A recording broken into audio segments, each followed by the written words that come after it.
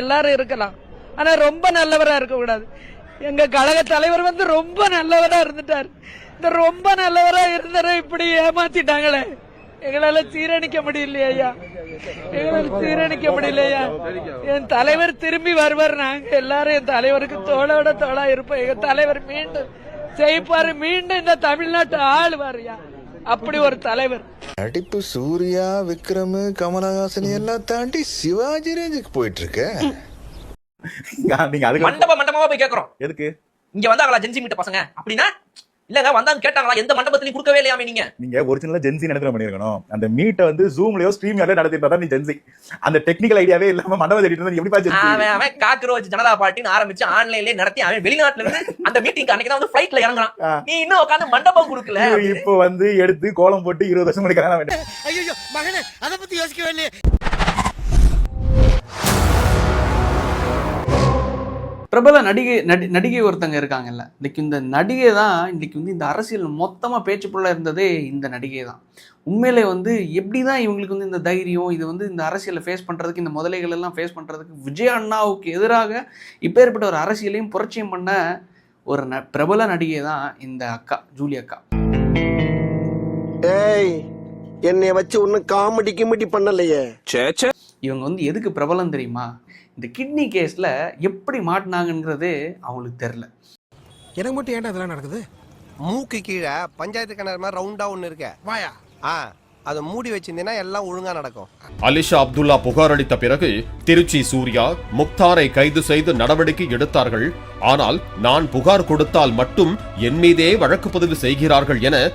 ஆனா இதுல ஹைலைட் என்னன்னா, அலிஷா அப்துல்லா அக்கா வந்து ஒரு கேஸ் கொடுத்தாங்க. அவங்க கேஸ் கொடுத்த மறுநாளே திருச்சி சூர்யா அரெஸ்ட், நேத்தோ முந்தா நேத்தோ முக்தாரனாவும் அரெஸ்ட். ஓகேங்களா, நல்ல பாராட்டத்தக்க கூடிய விஷயம். ஒரு பெண்ணு வந்து அழுதுருக்காங்க, அவங்களோட குறைகளை சொல்லியிருக்காங்க, அதுக்கான ஆக்ஷன். எனக்காக ஆக்ஷன் எடுங்கன்னா ஏன் என் மேல ஆக்ஷன் எடுக்கிறீங்க?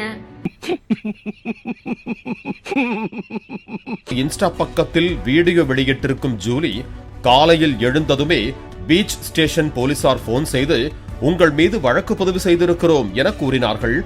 காலையில என்ன விளையாட்டு காட்டுறாங்க, எப்படி எல்லாம் சோதிக்கிறாங்க, பொழுது விடிய விட மாட்டேங்கிறாங்களே ஐயா. தேர்தலுக்கு முன்பு தாவேக்காவை விமர்சனம் செய்தும் திமுகவை ஆதரித்தும் கையில் பதாகையோடு மெரினா பீச்சில் நின்றேன். அதற்கு அப்போது போலீசார் பேசி அனுப்பி வைத்துவிட்டு இப்போது வழக்கு பதிவு செய்திருக்கிறார்கள் என ஜூலி பேசியுள்ளார். பீச்ல போர்டு பிடிச்சி நின்றுட்டு இருந்தேன், ஓட் ஃபார் டிஎம்கேன்னு இன்னொரு சைடு போர்டு பிடிச்சி நின்றுட்டு இருந்தேன். அதுக்காக கேஸ் போட்டிருக்கிறாங்க என் மேல. அன்னைக்கு நான் லெட்டர் எல்லாம் எழுதி கொடுத்துட்டு ஓகேம்மா வீட்டுக்கு போங்க அப்படின்னு சொல்லி அனுப்பிச்சிட்டாங்க. ஆனா இன்னைக்கு கால் பண்ணி அது வந்து கேஸ் போட்டிருக்கோம் அப்படின்னு சொல்லிருக்கோம். நண்பர்களே, வேற ஒண்ணு இல்ல, என்னடாச்சுன்னா ஒரு அண்ட் இன்னைக்கு வேற வெள்ளிக்கிழமை வேற, சாட்டர்டே சண்டே கோர்ட் வேற இல்ல. ஸோ 4 மணிக்கு வந்து விசாரணைக்கு போறேன். ஆர்எஸ்எஸ் பிஜேபி காரன் கூட இவ்வளவு கேவலமா கீழ்த்தரமா நடந்துக்க மாட்டான். உங்க ஆட்சியை நினைச்சு உண்மையிலே பயமா இருக்கு. பெண்கள் யாராச்சும் வந்து டிவிக்கு அகேன்ஸ்டா கேஸ் கொடுக்க போறீங்கன்னா முன்னாடியே யோசிச்சுக்கோங்க.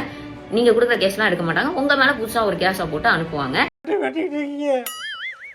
அப்ப இருந்து பாக்குறேன், இவன் என்ன விடுறான், அவன் என்ன விடுறான், நீ என்ன நான் காயினே கூட நான் ஒரு கட்டு கூட ஒருத்தர கூட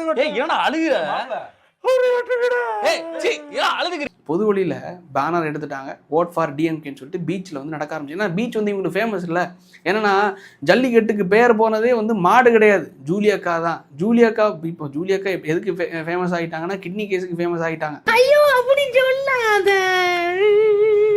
ஆனால் கடந்த ஏப்ரல் 14ஆம் தேதியன்று மாலை ஜூலி தனது ஆதரவாளர்கள் 3 பேருடன் தேர்தல் அதிகாரிகளின் அனுமதி இல்லாமல் தன்னிச்சையாக திமுகவுக்கு ஆதரவாக இப்போது அந்த வழக்கு தொடர்பான விசாரணைக்கு போலீசார் ஜூலியை அழைத்ததும் தெரிய வந்துள்ளது. இந்த பதாகை, இந்த பேனர்லாம் பெட்டி கேஸ். சும்மா போனாங்க, இந்த லைக் கிரவுண்ட்ல போனாங்க, போர்டை தூக்கிட்டாங்க, பெர்மிஷன் இல்லாம வாங்கினாங்க.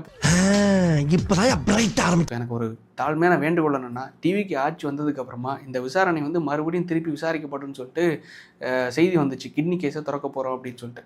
லைக் அதை திருப்பி திறந்து தயவு செஞ்சு இந்த அக்காவை, இந்த ஜூலி அக்காவை மட்டும் தயவு செஞ்சு விட்டுறாதீங்க. சென்ற ஆண்டு என்னுடைய தங்க தளபதி அவர்கள் மேட்டூர் அணையை இதே ஜூன் மாசம் 12ஆம் தேதி திறந்து வைத்தார். ஆனா இப்ப இருக்க நம்ம முதலமைச்சர் எங்க இருக்காரு தெரியுமா? கொல்லூர் மூகாம்பிகை கோயில்ல துண்டை புத்திட்டு சாமியும் போட்டுக்கிட்டு இருக்காரு. அதுல ஏதாவது பிரச்சனையா? உங்களுக்கு என்ன பிரச்சனை இருக்கு? எனக்கு தான் பிரச்சனை. ஜோதிடத்தை நீங்கள் நம்பி ஆட்சியில் அமர்ந்திருக்கிறீர்கள். அந்த ஜோதிடத்தாலேயே நீங்கள் வீணா போவீர்கள் என்பதை இந்த நேரத்தில் இந்த சென்னை கிழக்கு மாவட்டத்தின் மூலம் நான் அவருக்கு எச்சரிக்கை விடுக்க கடமைப்பட்டிருக்கிறேன். வயிற்றுச்சல் அப்படி கொட்டுற மாதிரி இருக்கு. வயிற்றுச்சல் மாதிரி இருக்கா? இங்க வரும் சுடுது. இதுவரைக்கும் அவர் நெத்தியில கருப்பு பொட்டு வச்சு பார்த்துருக்கீங்களா ஐயா?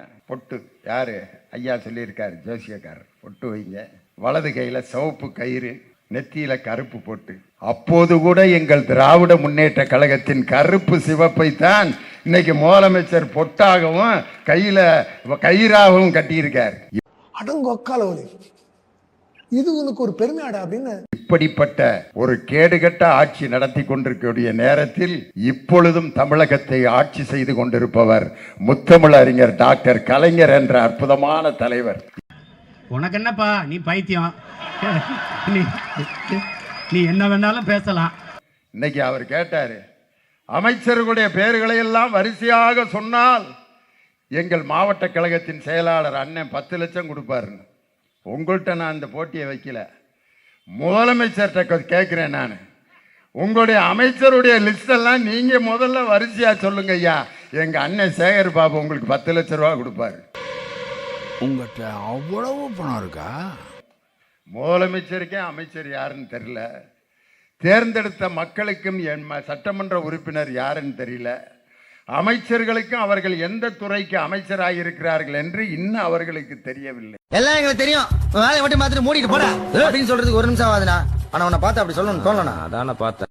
எந்த நேரத்தில் அசைந்து கீழே விழும் என்ற நிலையில் இன்று அமர்ந்து கொண்டிருக்கக்கூடிய முதலமைச்சர் அவர்களுக்கு சொல்கிறேன், இன்றும் நம்மை ஆட்சி செய்து கொண்டிருப்பது முத்துவேல் கருணாநிதி ஸ்டாலின் என்ற தலைவர் தான். அவனை சொல்லி நிறுத்துங்களேன்டா. அவன் நிறுத்துற அந்த லூசுக்கு மட்டும் வந்துட்டே இருக்கான் போடுறா. சிஎம் சார், நான் ஆட்சிக்கு வந்த அடுத்த நொடியே, அடுத்த வினாடியே, நொடியும் வினாடியும் ஒண்ணுதான் ஐயா, அடுத்த நொடியே, அடுத்த வினாடியே கன்னியாகுமரி இருந்து சென்னை வரை அனைத்து பெண்களும் பேருந்தில் இலவசமாக பயணம் செய்வார்கள்.